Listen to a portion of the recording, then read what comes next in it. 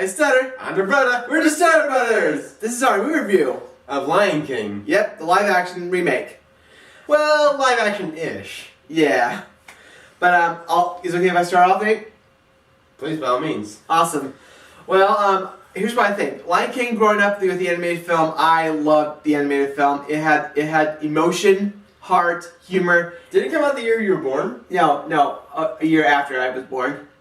94. Oh, gotcha. Yeah. A year before I was born, too, so... Yep. You were born the year of Toy Story and Pocahontas, though. I was born Nightmare. Don't remind me of Pocahontas, please. Right.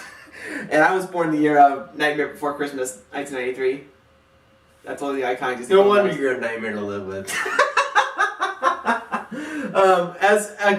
As far as the movie live action, when I walked into it, I was like, I wasn't expecting much though, but after the movie, I was saying, I think it looks okay technically. I mean, it looks really good technically though, especially with the photorealistic.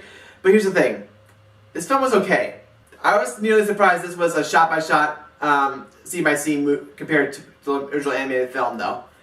And I was pretty surprised that some of the voice acting kind of felt a little felt a little off though at times though.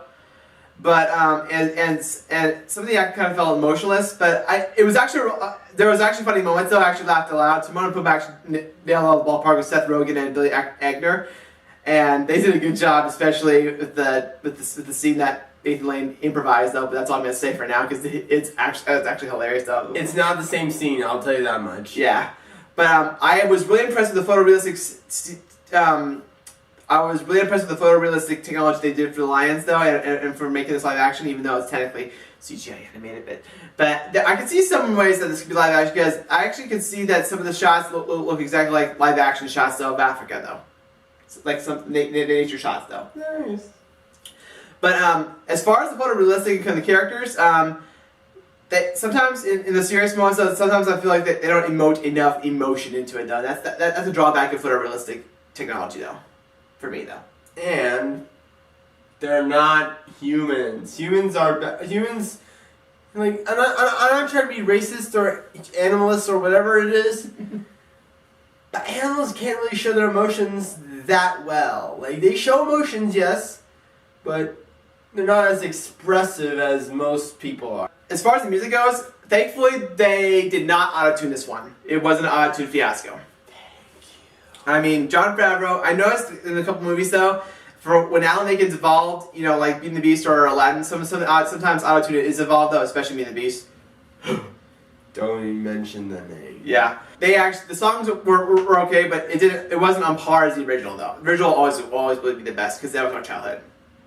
But I have to say though, the new song Spirit, I mean, I got to hear the full song though, but I'm digging it though. I actually dig it though. Beyonce did a good job though.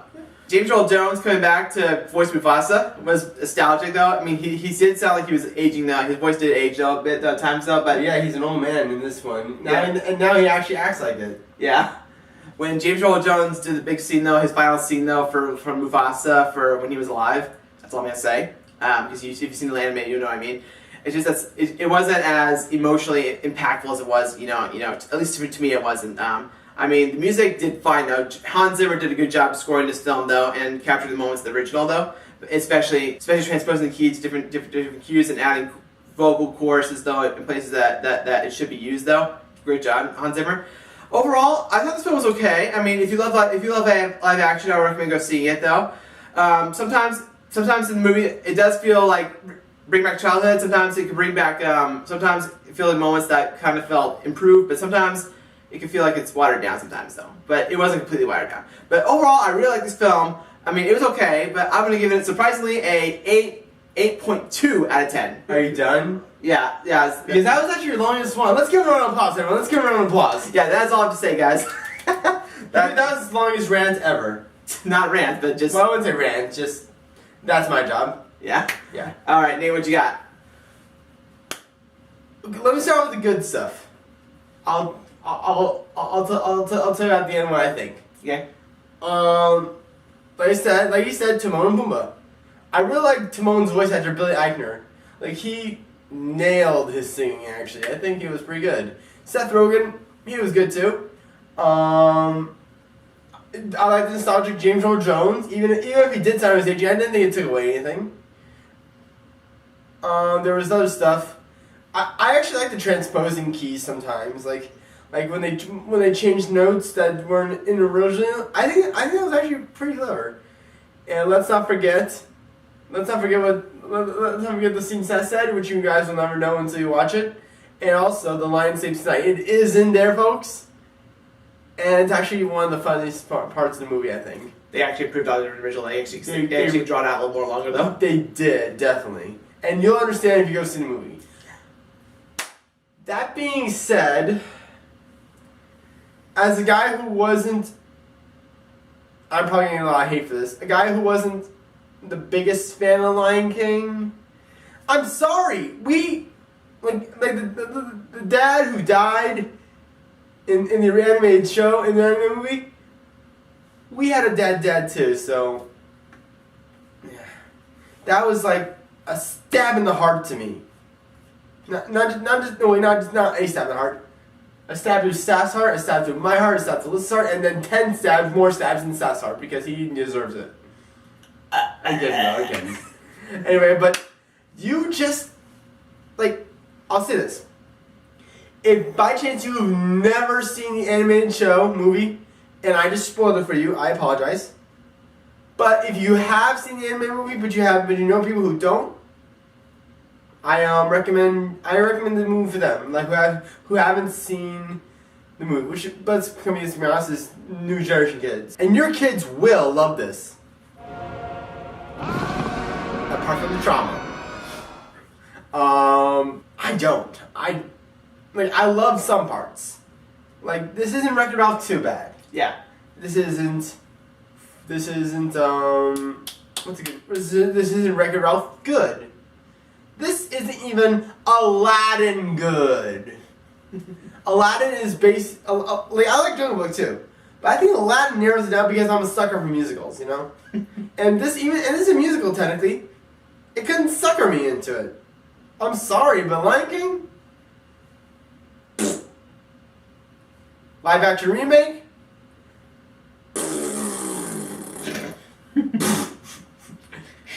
Excuse me. I'm not Puma. Why am I making the fart jokes here? Oh, shut up, Pumbaa.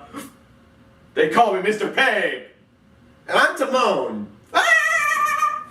Why are you treating your friend here? I'm mad at you. Oh, I'm sorry. I love you too, Timon.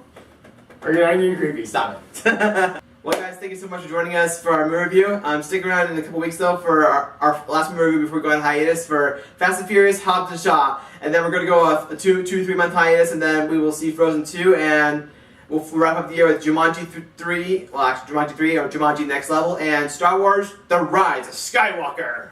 Dum dum. Oh, yeah, that's bad, guys. Da da da da da da da da da. Exactly. Okay, so where are we? Oh yeah, let's give him a send off then, bro. Yeah, let's do it. I Stutter. I'm the better. We're Stutters. See you guys. Woo!